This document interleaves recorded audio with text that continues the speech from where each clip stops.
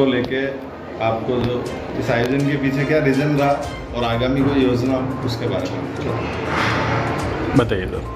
राजस्थान शिक्षक संघ राधाकृष्णन एवं राधाकृष्णन शिक्षिका सेना के संयुक्त तत्वावधान में आज विजयनगर मेवाड़ा फार्म में हमने जिला शैक्षिक अधिवेशन का आयोजन करने का काम किया है। जैसा कि प्रतिवर्ष राजस्थान सरकार शिक्षा विभाग द्वारा 2 दिवस जिला स्तरीय शैक्षिक सम्मेलन के लिए और 2 दिवस राज्य स्तरीय शैक्षिक सम्मेलन के लिए निर्धारित होते हैं, उसी क्रम में राज्य सरकार के आदेशानुसार आज ये सम्मेलन आयोजित किया गया है। इसका प्रथम सत्र उद्घाटन सत्र के रूप में हम लोगों ने आयोजित करने का काम किया। इसमें विभिन्न प्रकार की शिक्षक समस्याएं और शिक्षक संगठन के आगामी दिनों में क्या रूपरेखा रहने वाली है, इस पर हमने विस्तार से बात करके साथियों को बताने का काम किया।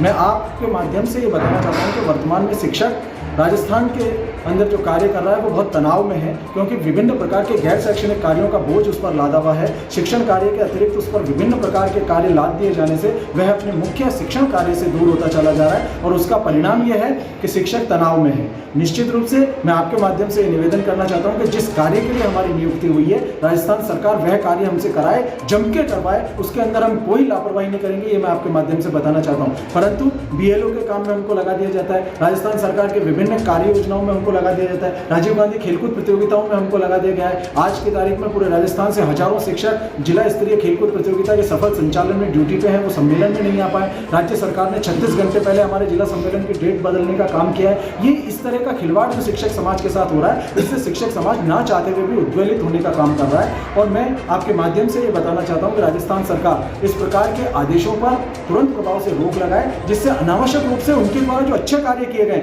NPS बंद करके उन्होंने बहुत अच्छा काम किया है, विभिन्न प्रकार के वेतनमान विसंगतियों को दूर करने का उन्होंने काम किया है, DPC करने का काम किया है, रिट की परीक्षा उन्होंने आयोजित करने का काम किया है। ये सारे के सारे काम उन्होंने अच्छे किए हैं, लेकिन इन सारे अच्छे कामों पर पानी फेरने का काम हो रहा है इस तरह के आदेशों से। दूसरा जो बहुत बड़ा ज्वलंत विषय है वो है स्थानांतरण का। जैसा कि आप सभी को मालूम है, शिक्षा विभाग में स्थानांतरण के लिए माननीय मुख्यमंत्री महोदय ने शिक्षा विभाग के सबसे बड़े कार्यक्रम में बिरला ऑडिटोरियम में शिक्षकों से पूछा कि क्या स्थानांतरण के लिए आपको पैसे देने पड़ते हैं। ये पूछना ही अपने आप में इस बात का द्योतक था कि वहां तक इस बात की गूंज है।